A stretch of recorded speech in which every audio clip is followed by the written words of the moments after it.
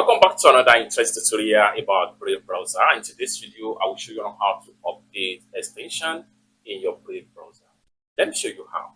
The very first thing you want to do is to go ahead and come to this sidebar corner right there. Click on this three slider from the corner right there. Then go ahead and make sure you navigate to extensions. From here, go ahead and click on manage extensions. Now you are here. All extensions you have is going to be found right here.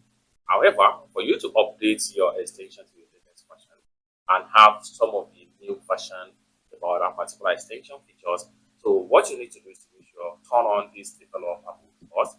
When you enable developer mode, then you have access to extension update right here. Go ahead and click on update, and you can see update.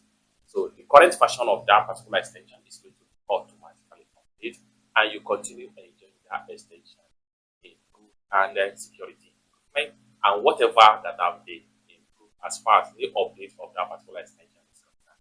Then do this for as many as possible extensions you have in your Brave browser.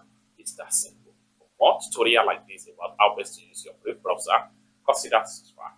Thank you so much for watching, and I hope to see you in my next video.